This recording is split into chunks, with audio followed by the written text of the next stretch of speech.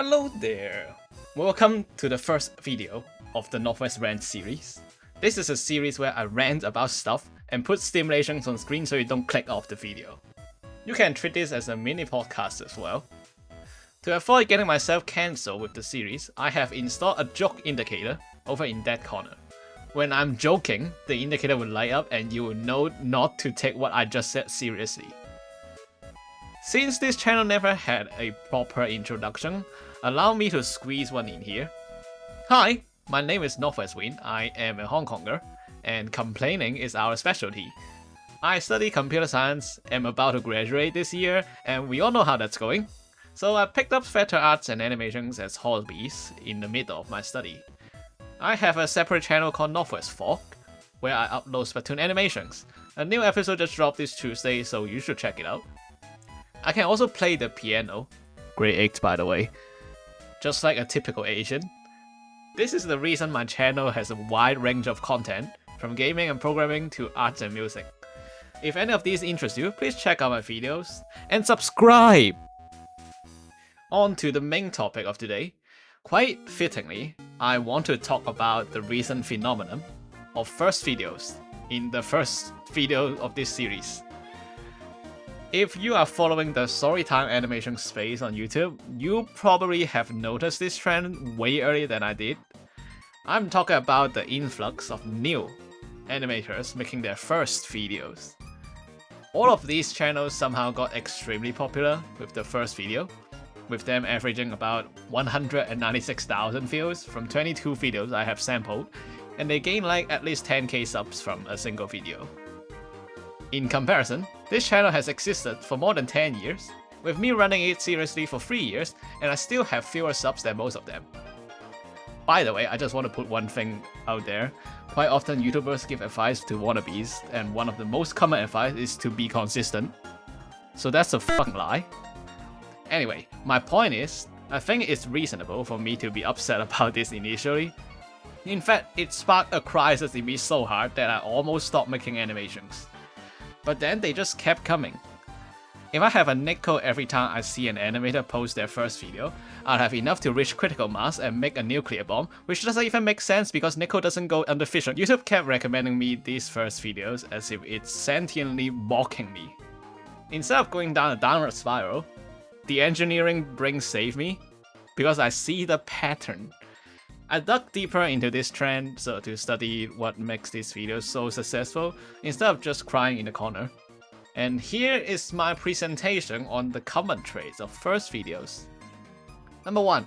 It looks like a first video. Quite obvious, I know, but this specifically includes videos that are not actually first videos. Number 2. People and blogs category. When uploading videos to YouTube, you have to choose a category. Pretty much all of the first videos sampled are in peoples and blogs. People and blogs. 3. Silly and awkward. Very not serious, so to speak. Some have no script at all, lowercase description, which triggers some people. Number 4. Storytime animations. Most, if not all, of these creators aim to do storytime animation, which has its own debate in the animation space. Spoken from the guy who just rewatched Pelo's every storytime animation. And number 5, most of them are women? At this point, I want to shout out another animator who has also done a video on this topic, Twin60. They did an analysis on how the second video from these channels performed compared to the first one, which really helped me out with seeing things more objectively. And also made me rewrite the script for the 4th time. Also, you should really release the data. I want the data, I need the data, I need to munch on them. To summarize his findings, basically, most channels had a worse performing second video. You should really watch this video, by the way. It's arguably much more well made than this one. Also, this video goes deeper into potential reasons that came from my overthinking, because it always goes way too far. You can consider them conspiracy theories, I guess. Please know that these reasons are not mutually exclusive. Potential reason number 1. Seeing how most of these videos go under the people and blogs category, I wonder if there exists a tutorial out there just teaching people how to make this stuff. Yeah, I think waiting should have been optional. Why did all the level makers start forcing it? I'm telling you, can have it. there's got to be like a YouTube video on like how to make a liked level or something. Maybe it's a common practice for storytime animations, but I don't feel like all of them would know this, especially when there is a category called film and animation on YouTube. It can also be because the videos that fell under film and animation didn't get its push. For example, Pori-chan put her video under film and animation, and consequently, it's the video with the least views in my sample. That's upsetting. Potential reason number 2, people yearn for the minds, real arts in the current age of AI arts. With the internet being flooded with all the AI slops, finding someone genuinely making something with effort has been getting harder. YouTube's algorithm probably took notice of people supporting these first videos and started pushing them absolutely everywhere, which is a positive thing, as real artists do really need our support right now. Potential reason number 3 is a pretty ridiculous reason, and I hope it's not true in any way. Recently, there is a video by Gan, which talk about YouTube creators being bought out by private equities. Following the people and blog category observation, it raises the suspicion that these channels are somehow related to each other. Perhaps they are also private equities trying to infiltrate into the art and animation space, or even worse, AI channels. This can be its own NorthWestRants episode. If I somehow got this correct, I am gonna be really upset. Whatever reason it may be, the impact of this trend is real, and frankly, I don't think it's gonna end well. Here's an analogy I came up with for this trend specifically: algae bloom. When there are too much nutrients in the body of water, algae consumes them and explodes in population.